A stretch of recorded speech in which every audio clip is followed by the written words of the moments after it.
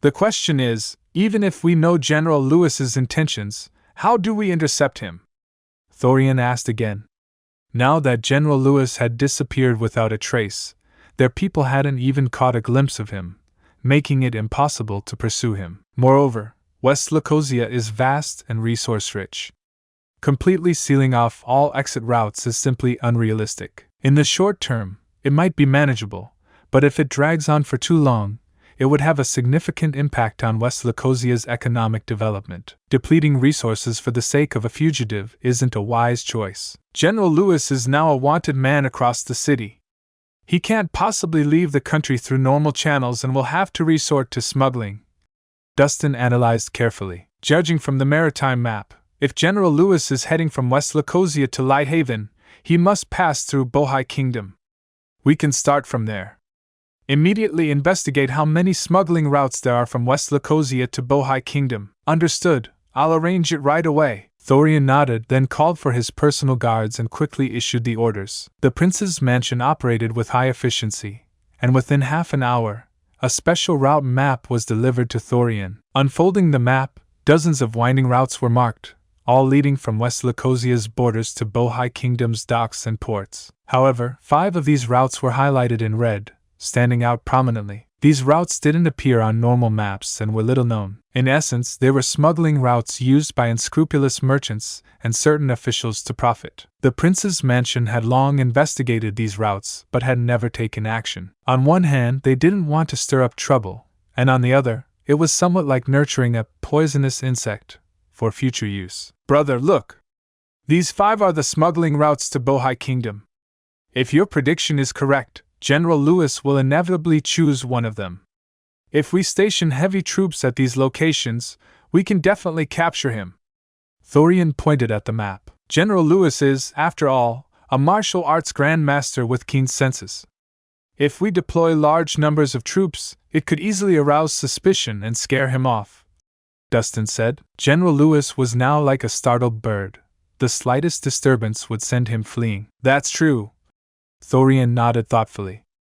Deploying large numbers of troops isn't ideal, but if we only send a few elite squads, I'm worried they won't be enough to stop him. Even under the effects of the 10 fragrant soft tendon powder, General Lewis had managed to escape from the prince's mansion.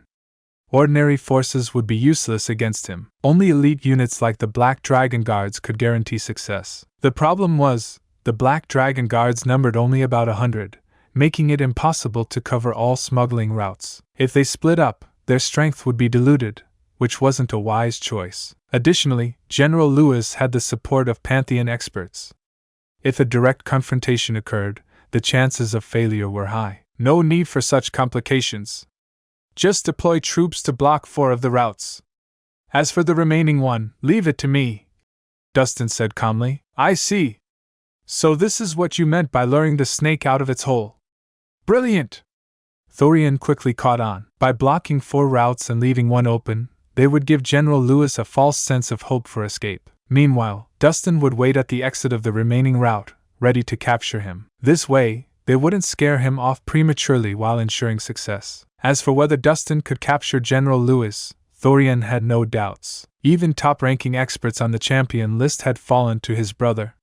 What was a mere General Lewis? It was just a case of General Lewis reaping what he sowed by provoking the wrong person. As dawn broke, the search operation in West Lacosia's royal city continued. Although Dustin and Thorian had already devised a plan to capture the enemy, they still needed to maintain appearances to avoid arousing the Pantheon's suspicions. Meanwhile, outside the royal city, in an old house with a courtyard, a hidden door behind a bookshelf slowly opened as a mechanism was activated. The crewcut man, Lu Jun, stepped out first with a few subordinates, scanning the area for any anomalies before calling back. General, it's clear. No ambush. You can come out now. Damn it! I've been suffocating in there.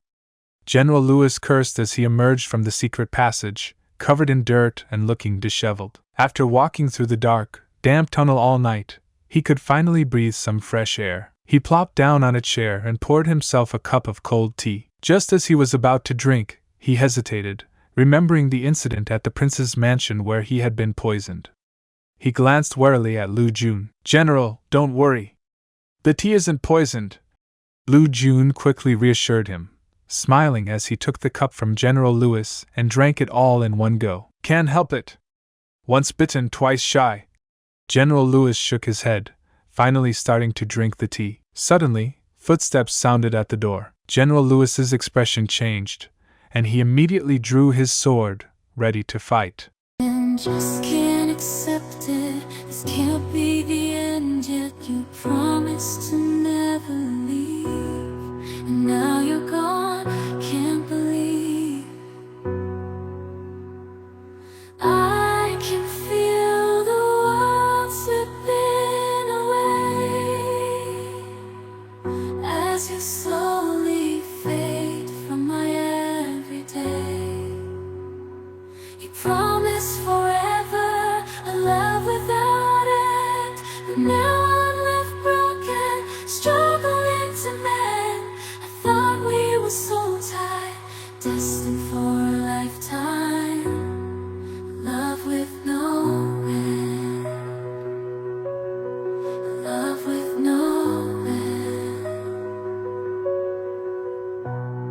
Staying in my imagination, memorizing the past time, the secrets, the love, the care. Now they're echoes in the air.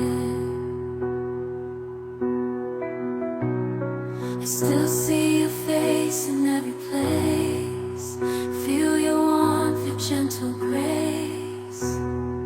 But now there's just an empty space, and I'm lost in this endless chase.